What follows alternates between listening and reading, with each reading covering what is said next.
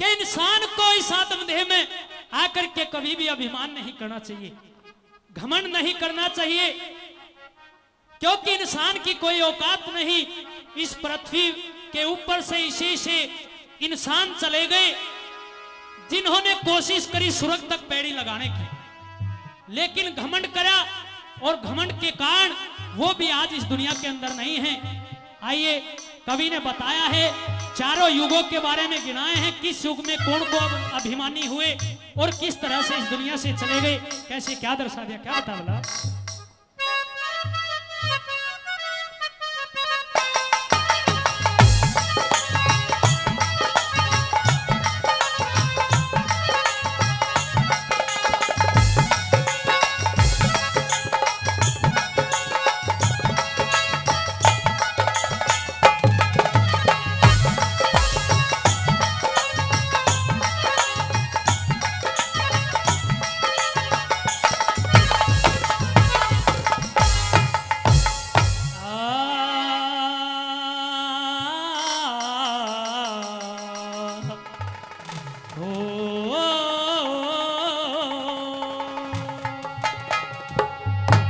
और ठीक नहीं अभिमान,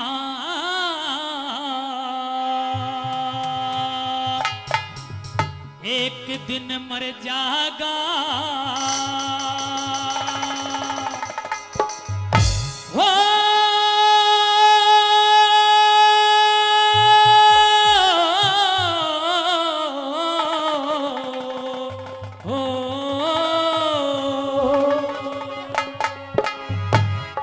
ठीक नहीं अभिमान, एक दिन मर जाएगा।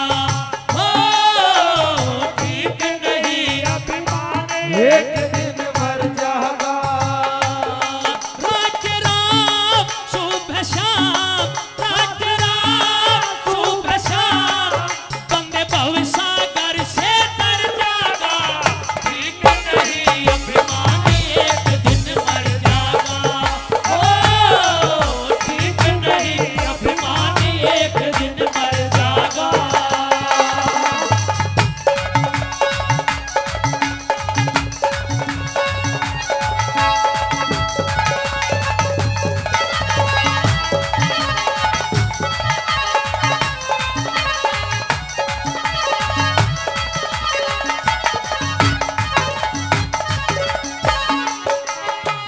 पहली बात में बताया कि सतयुग के अंदर वो कौन से अभिमानी थे, वे कौन से अभिमानी थे जिन्होंने अभिमान के कारण अपना सब कुछ इस दुनिया के अंदर छोड़ करके खाली हाथ इस दुनिया से गए। कैसे क्या दर्शा दिया भाई।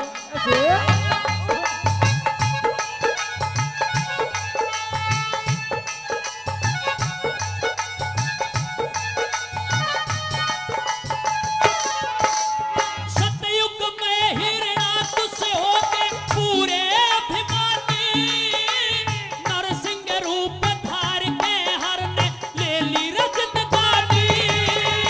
सतयुग में हिरणातु से होके पूरे नरसिंह रूप धार के हर ने ले ली जिंदगानी। हो गया हो गया रहा अभिमान करनिया फिर जागा। ठीक नहीं अभिमान, एक दिन मर जागा। ओ ठीक नहीं अभिमान, एक दिन मर जागा।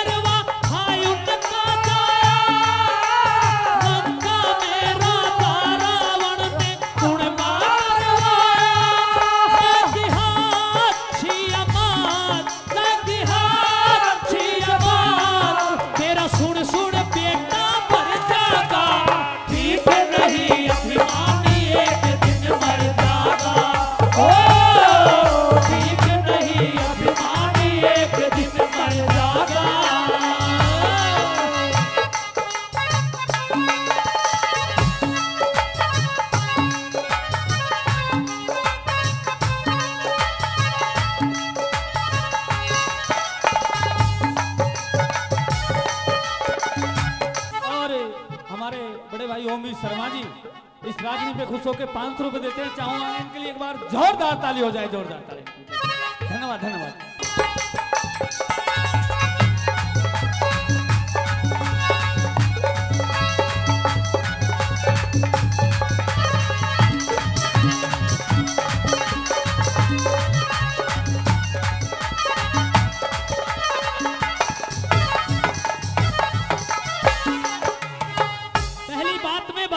सतयुग में हिरणाकुश हुए। दूसरी बात में बताया कि वो रावण इतना अभिमानी हो गया, उसके कारण भगवान को श्री राम के रूप में जन्म लेना पड़ा और उनका भी खात्मा करना पड़ा। अब द्वापर के बारे में बताते हैं कि द्वापर में वे कौन कौन हुए जिन्होंने अभिमान करा और चिरायुग से पहले ही इस दुनिया से चले गए। कैसे, क्या बताऊं?